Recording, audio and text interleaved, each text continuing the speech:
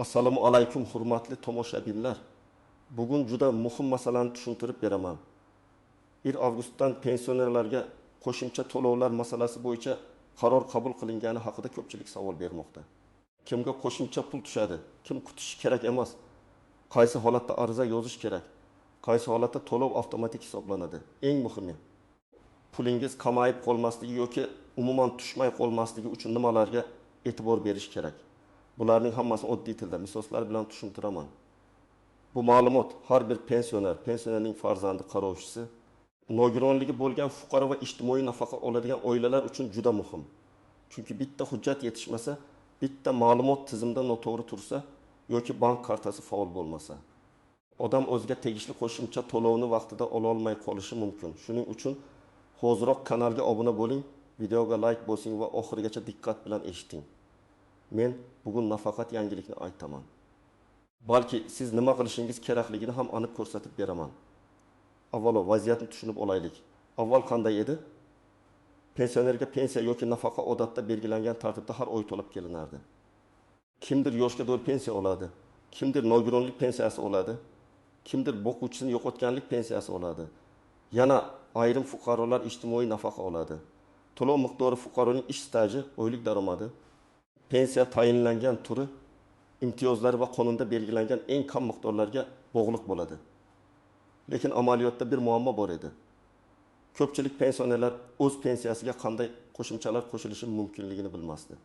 Masalan, ba'zi toifalarga ustama, parvarish puli, kompensatsiya, minimal miqdorgacha yetkazib berish, ayrim hududlarda qo'shimcha yordam yoki AHD imtiyozlar bo'lishi mumkin.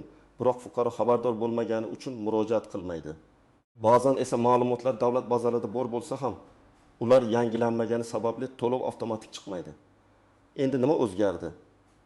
1 avgustdan boshlab pensionerlarga qo'shimcha to'lovlar bo'yicha tartib yanada aniqroq qo'llanilishi, ayrim toifadagi pensionerlar uchun qo'shimcha mablag'lar hisoblanishi va mavjud bazalar orqali tekshiruv kuchayishi kutilmoqda.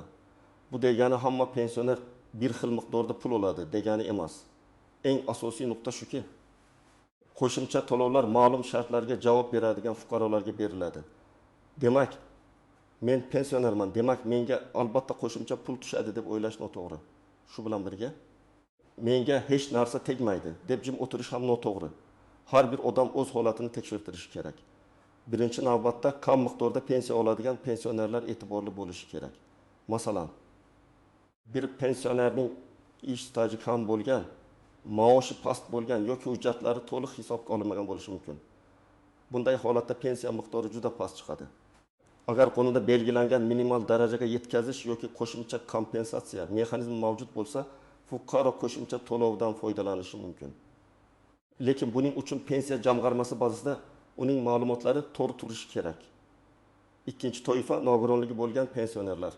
Nogironlik guruhi tibbiy mehnat ekspertiza komissiyasi xulosasi, nogironlik muddati, qayta ko'rik sanasi kabi ma'lumotlar juda muhim. Agar nogironlik muddati uzaytirilgan bo'lsa-yu, tizimda eski ma'lumot qolgan bo'lsa, to'lovda kechikish bo'lishi mumkin.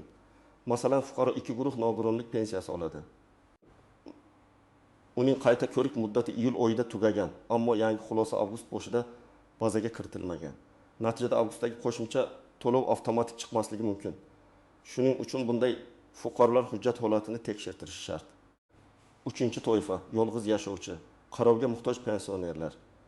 Ayrim hollarda yolg'iz keksalar, doimiy parvarishga muhtoj shaxslar yoki uydan chiqa olmaydigan pensionerlar alohida ijtimoiy yordam olish huquqiga ega bo'lishi mumkin. Lekin bu yerda men yolg'iz yashayman deyishning o'zi yetarli emas. Mahalla ma'lumoti, oilaviy holat, birga yashovchilar ro'yxati, tibbiy xulosa, daromadlar haqidagi ma'lumotlar so'ralishi mumkin. Agar farzandlari boshqa joyda yashasa, lekin ro'yxatda bir uyda ko'rinib tursa, bu ham masalaga ta'sir qiladi. 4-toifa boquvchisini yo'qotganlik pensiyasi oladigan oilalar. Bu yerda ham ko'p nozik jihatlar bor. Masalan, voyaga yetmagan bolalar, kunduzgi ta'limda o'qiyotgan talabalar, nogironligi bo'lgan oila a'zolari boquvchisini yo'qotganlik pensiyasini olishi mumkin. Agar bola 18 yoshga to'lgan bo'lsa, ammo kunduzgi ta'limda o'qiyotgan bo'lsa, u ma'lum muddat pensiya olishda davom etishi mumkin. Lekin buning uchun o'qish joyida ma'lumotnoma talab qilinadi. Agar ma'lumotnoma vaqtida topshirilmasa, to'lov to'xtashi yoki qo'shimcha hisoblanmasligi mumkin. Keling, oddiy misollar orqali ko'rib chiqamiz. Birinchi misol. Rahima opa 6 yoshda yoshga doir pensiya oladi. Uning oylik pensiyasi 820 ming so'm deb olaylik. U avgustdan qo'shimcha to'lov bo'ladi degan xabarni eshitdi. Endi savol. Unga avtomatik pul tushadimi? Agar Rahima opaning pensiyasi qonunda belgilangan minimal me'yorlardan past bo'lsa yoki u qo'shimcha ustama olish huquqiga ega bo'lsa, to'lov hisoblanishi mumkin. Lekin agar uning pensiyasi allaqachon tegishli me'yorlardan yuqori bo'lsa va alohida imtiyozli toifaga kirmasa, qo'shimcha to'lov bo'lmasligi ham mumkin. Shuning uchun birinchi ish pensiya miqdori va huquqiy asosini tekshirtirish. Ikkinchi misol. Anvar aka 72 yoshda, iri guruh nogironligi bor, uyda parvarishga muhtoj. U pensiya oladi, lekin parvarish bilan bog'liq ayrim kompensatsiya yoki ustamalarni olmagan bo'lishi mumkin.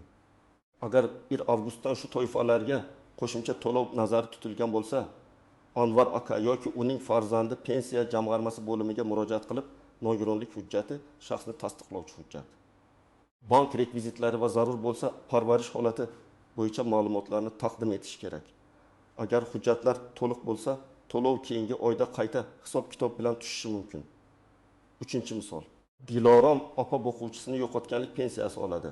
Uning 19 yoshli o'g'li universitetda kunduzgi bo'limda o'qiydi. Agar o'g'ilning o'qiyotgani haqidagi ma'lumot tizimda ko'rinmasa, oilaga tegishli to'lov kamayib qolishi mumkin. Bunday holatda universitetdan ma'lumotnoma olish, uni mas'ul tashkilotga topshirish va ariza yozish kerak bo'ladi.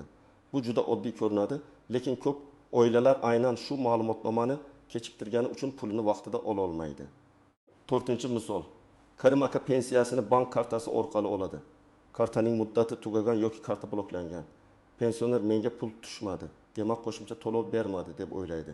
Aslida esa pul hisoblangan bo'lishi mumkin.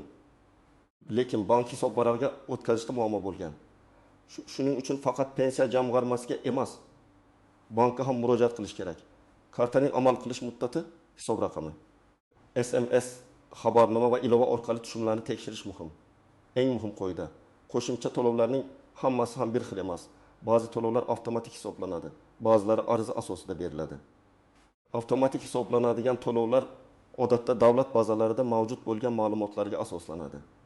Masalan, yosh pensiya turi, nogironlik guruhi, pensiya miqdori, yashash hududi kabi ma'lumotlar tizimda bo'lsa, hisob-kitob avtomatik bo'lishi mumkin. Ammo ariza asosida beriladigan to'lovlarda fuqaroning murojaati, hujjatlari va tasdiqlovchi ma'lumotlari talab qilinadi. Ikkinchi qoida, qo'shimcha to'lov pensiyaning o'zidan alohida tushishi mumkin. Ayrim holatlarda pensioner avval asosiy pensiyasini oladi, keyin qo'shimcha to'lov boshqa sanada tushadi. Shuning uchun pensiya lekin qo'shimcha yo'q, demak berilmadi deb darhol xulosa qilmang. Hisob-kitob davri. Bank o'tkazmalari, budjetdan moliyalashtirish jadvali va texnik jarayonlar sabab bir necha kun farq bo'lishi mumkin. Uchinchi qoida, avvalgi oylar uchun qayta hisob-kitob bo'lishi mumkin. Lekin bu hamma holatda emas. Agar fuqaro qo'shimcha to'lov olish huquqiga oldindan ega bo'lgan, lekin tashkilotdagi xato yoki bazadagi nosozlik sabab pul olmagan bo'lsa, qayta hisoblash masalasi ko'riladi. Ammo agar fuqaro hujjatni kech topshirgan bo'lsa yoki huquq keyinroq paydo bo'lgan bo'lsa, to'lov faqat belgilangan sanadan boshlab berilishi mumkin. Shuning uchun hujjatlarni kechiktirmaslik kerak.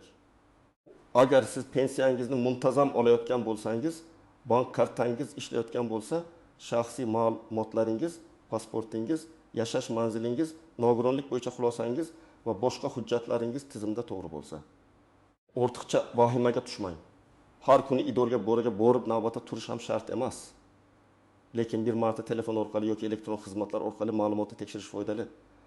Agar siz qo'shimcha imtiyozli toifaga kirmasangiz, masalan, pensiyangiz nisbatan yuqori, nogironlik yoki parvarish bo'yicha alohida asos yo'q, boquvchisini yo'qotganlik holati yo'q, minimal miqdorgacha yetkazish masalasi sizga tegishli emas, unda qo'shimcha to'lov kutmasligingiz mumkin.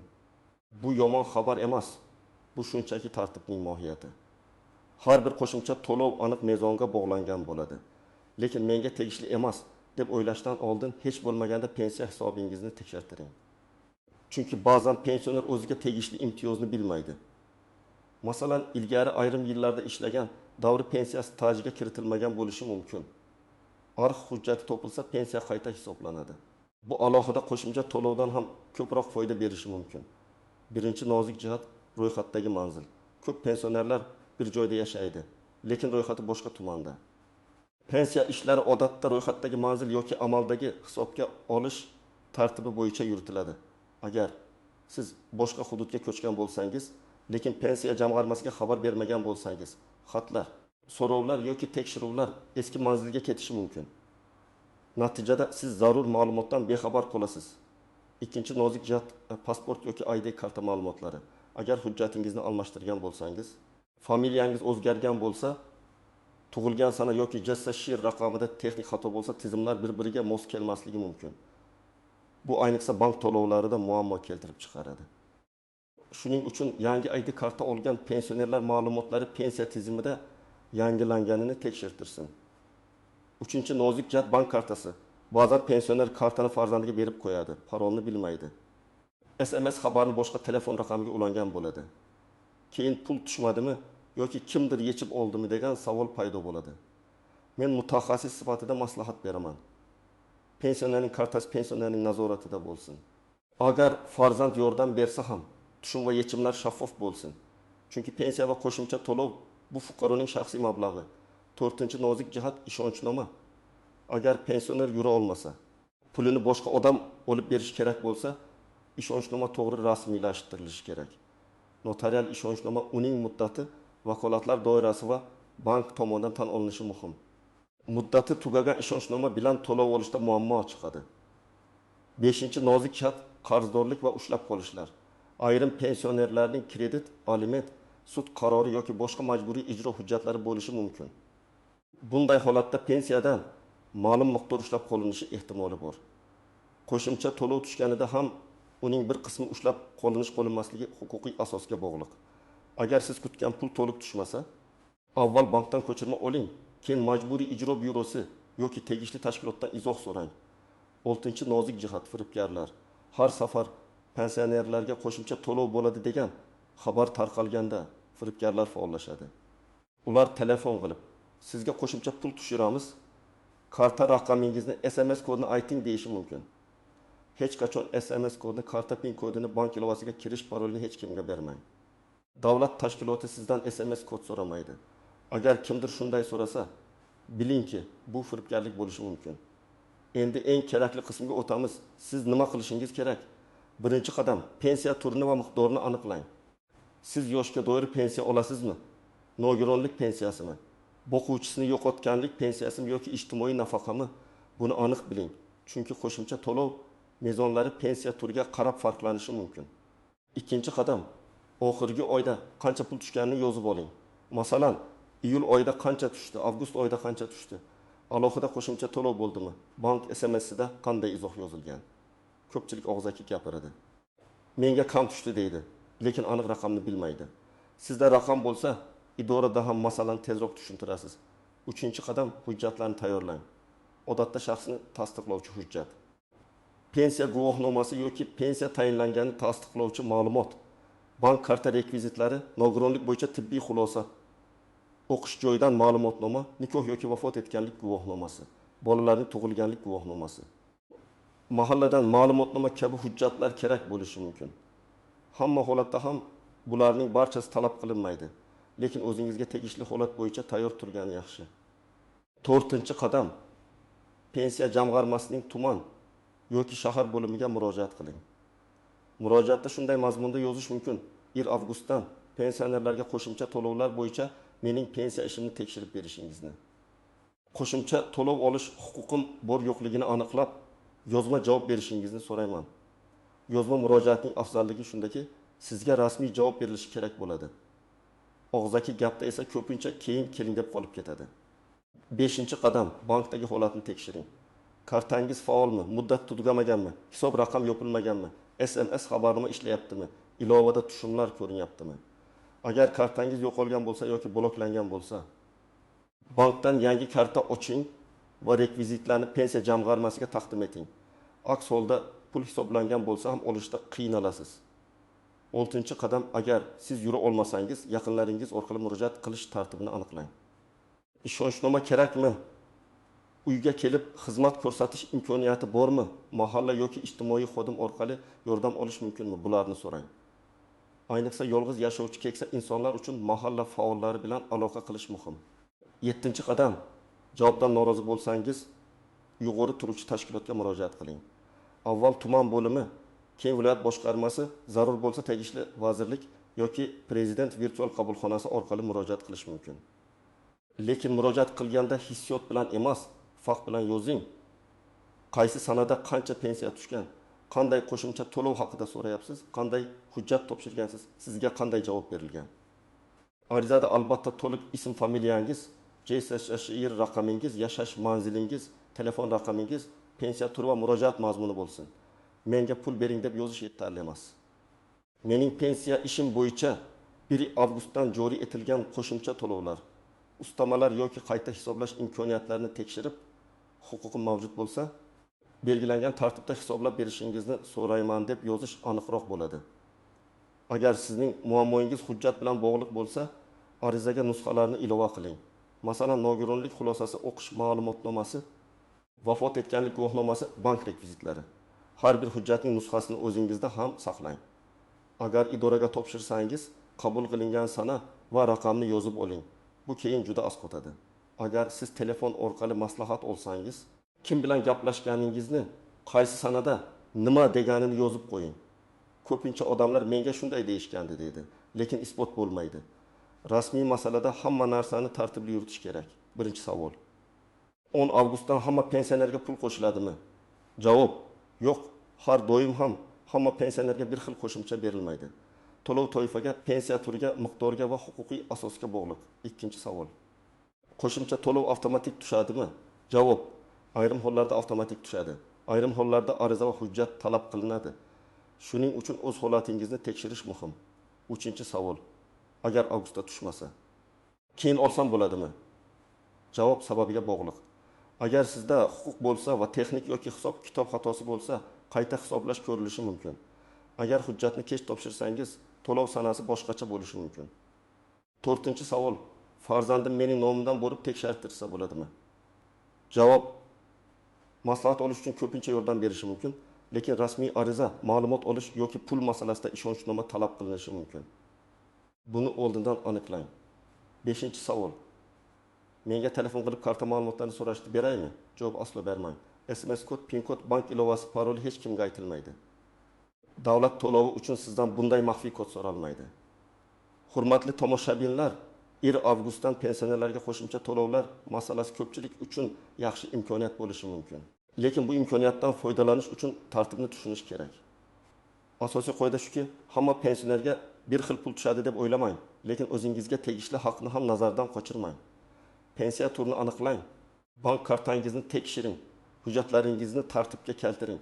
Kerak bo'lsa, pensiya jamg'armasiga yozma murojaat qiling va rasmiy javob oling. Agar siz yoki yaqinlaringiz pensioner bo'lsa, bu ma'lumotni ularga albatta yetkazing. Kommentariyada yozing, siz qaysi hududdansiz? Pensiyangizga qo'shimcha to'lov tushdimi yoki hali kutyapsizmi? Shunday fikrlar boshqa tomoshabinlarga ham yordam beradi. Videoga like bosing, kanalga obuna bo'ling va qo'ng'iroqchani yoqib qo'ying. Chunki men pensiya, nafaqa, imtiyoz va davlat to'lovlari bo'yicha eng kerakli ma'lumotlarni oddiy tilda tushuntirib boraman.